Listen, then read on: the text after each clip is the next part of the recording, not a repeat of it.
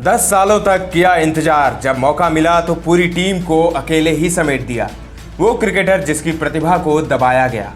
Test की एक पारी में 10 विकेट लेने वाला विश्व का तीसरा गेंदबाज। एक तेज गेंदबाज कैसे बना बाएं हाथ का ऑर्थोडॉक्स स्पिनर। मुंबई में जन्मा, न्यूजीलैंड में बसाया घर और फिर बन गया बेहतरीन स्पिनर।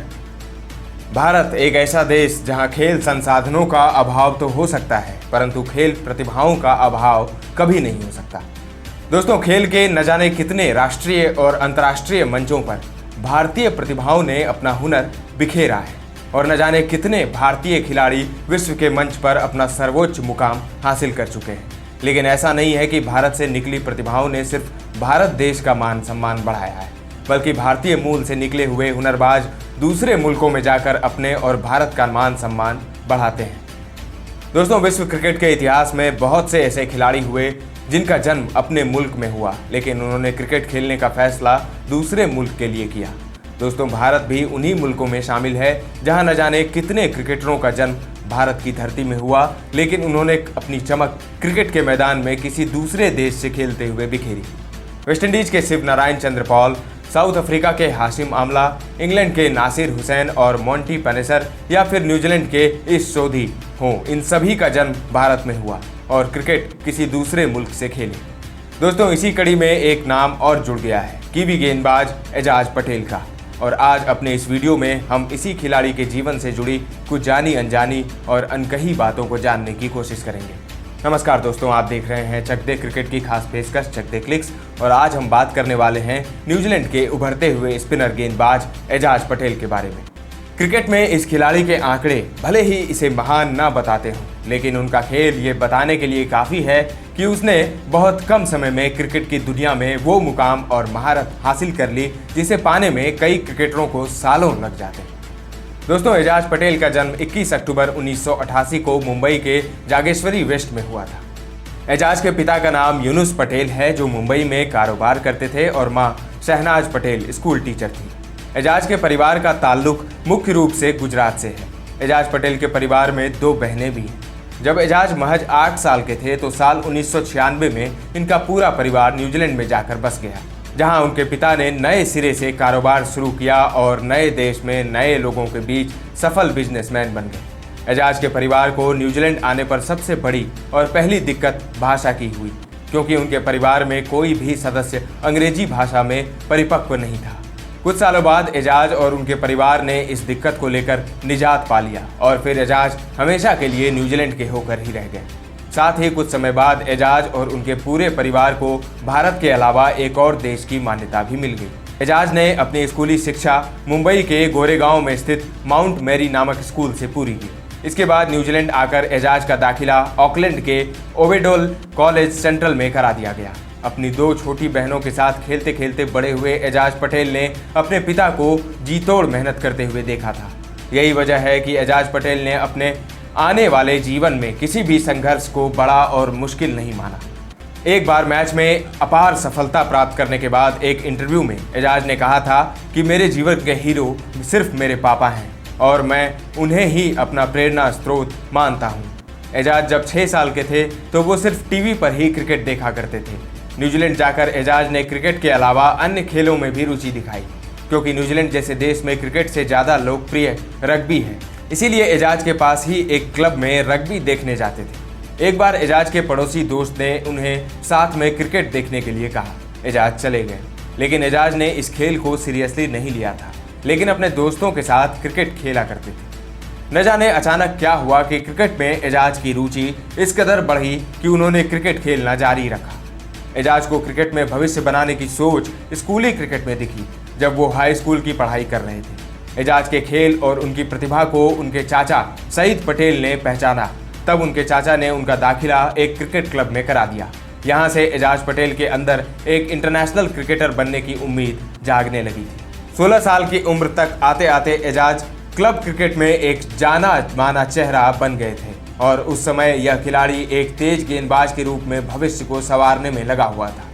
एजाज पटेल ने जब से क्रिकेट में कदम रखा था वो एक तेज गेंदबाज के रूप में ही खेलते आ रहे थे। एक बार एजाज पटेल की गेंदों पर खूब पिटाई हो रही थी, तभी उनके कुछ साथियों ने स्विंग गेंदबाजी करने का सुझाव दिया उनके साथियों ने कहा कि तुम्हारी लंबाई कम है और तुम तेज गेंदबाजी को छोड़कर स्पिन गेंदबाजी में फोकस करो। हालांकि एजाज जब तेज गेंदबाजी करते थे तो उनका प्रदर्शन बुरा नहीं था, लेकिन जब रोज रोज साथी खिलाड़ी एजाज को स्पिन गेंदबाजी करने पर जोर देते तो एजाज ने तेज गेंदबाजी को हमेशा के लिए त्याग कर स्पिन गेंदबाजी करने लगे। ऑकलैंड की तरफ से अंडर 17 में सेलेक्ट होने के बाद एक तेज गेंदबाज एजाज पटेल को अंडर 19 ट्रायल के लिए बुलाया गया तो एजाज ने शानदार खेल दिखाया और अपना स्थान सीधे न्यूजीलैंड की अंडर 19 टीम में बना लिया। यहां से एजाज पटेल ने खुद को एक बेहतरीन स्पिनर के रूप में तैयार करना शुरू कर दिया। इसमें उनकी मदद पूर्व न्यूजीलैंड खिलाड़ी दीपक पटेल ने की।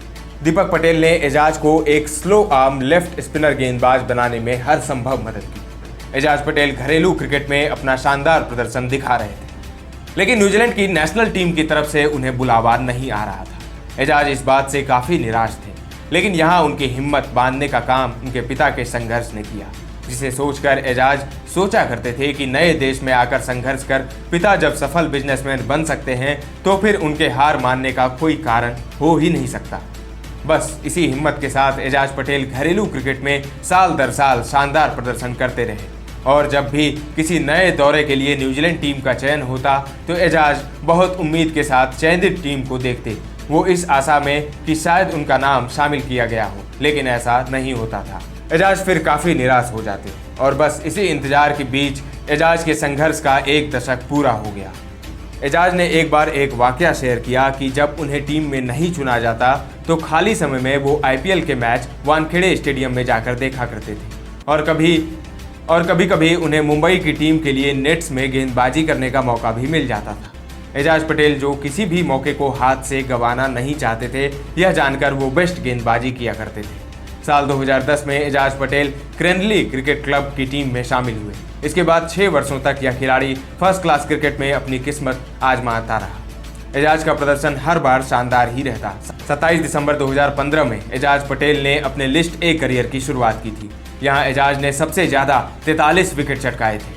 एजाज का यह शानदार प्रदर्शन अगले साल भी जारी रहा और इस सीजन में उन्होंने 44 विकेट हासिल किए। एजाज के लिए गौरवशाली पल साल 2018 में आया, जब उन्हें न्यूजीलैंड क्रिकेट के एक समारोह में घरेलू क्रिकेट में शानदार प्रदर्शन के लिए पुरस्कार से नवाजा गया। घरेलू क्रिकेट में बेहतरीन प्रदर्शन का इनाम उन्हें मिलने ही वाला था। सेलेक्टरों के बीच एजाज अब चर्चा का विषय बने हुए थे। जून 2018 में उन्हें नेशनल टीम में चुना गया।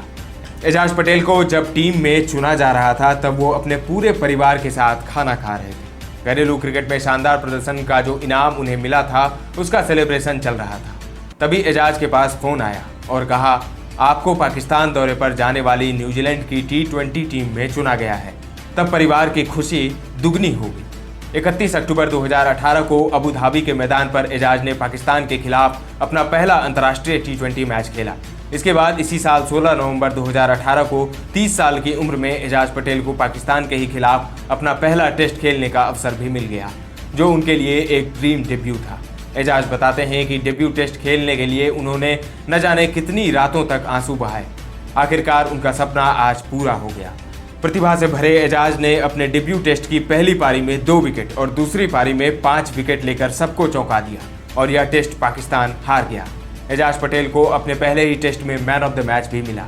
साल 2021 में भारत दौरे पर आई कीवी टेस्ट टीम में एजाज पटेल भी थे। इस सीरीज के एक टेस्ट मैच में एजाज पटेल ने अपने करियर की वो करिश्माई गेंदबाजी की जिसको देखकर दुनिया हैरत में पड़ गई। एजाज ने एक पारी में भारत के सभी 10 बल्लेबाजों को पवेलियन की राह दिखाई थी और पूरे 10 विकेट हासिल किए। एक पारी में 10 विकेट लेने वाले एजाज दुनिया के तीसरे खिलाड़ी बन गए। उनसे पहले 1956 में जिम लेकर और 1999 में अनिल कुंबले ने यह कारनामा किया था। एजाज के इस प्रदर्शन को सिर्फ उनकी ही टीम ने नहीं बल्कि भारतीय टीम ने भी तालियां बजाई थी। एजाज पटेल के प्रदर्शन की बात जब उनके नाना को पता चली तो उन्होंने एक इंटरव्यू में कहा कि मैंने कभी नहीं सोचा था कि मेरा बेटा ऐसा चमकेगा। उसके जादुई प्रदर्शन से मैं बहुत खुश हूँ। दोस्तों, एजाज पटेल एक ऐसा खिलाड़ी जिसके बारे में कुछ सालों तक किसी को पता नहीं था, लेकिन जब यह खिलाड़ी इंटरनेशनल क्रिकेट की दुनिया में आया तो तहलका मचा दिया। वो कहते हैं ना कि देर आए लेकिन दुरुस्त आए। एजाज पटेल वही खिलाड़ी है। आइए अब आपको बताते हैं एजाज पटेल के अपने क्रिकेट करियर के बारे में। डैनियल विटोरी को अपना आदर्श मानने वाले एजाज पटेल ने अभी तक अपने छोटे से करियर में 14 टेस्ट मैचों में 48 विकेट चटकाए हैं, तो वहीं T20 क्रिकेट में 7 मैचों में 11 विकेट उनके नाम हैं। दोस्तों, क्या एजाज पटेल की प्रतिभा को देखकर नेशनल सेलेक्टरों को थोड़ा जल्दी मौका नहीं देना चाहिए था? आप एजाज पटेल के करियर को कैसे देखते हैं? अपनी राय वीडियो में कमेंट करके बता सकते हैं। ऐसे ही इंटरेस्टिंग वीडियो और खबरों के लिए बने रहिए हमारे साथ। अगले अंक में मिलेंगे एक और स्टोरी के साथ, एक और खिलाड़ी के साथ। अभी दीजिए इजाजत। धन्यवाद।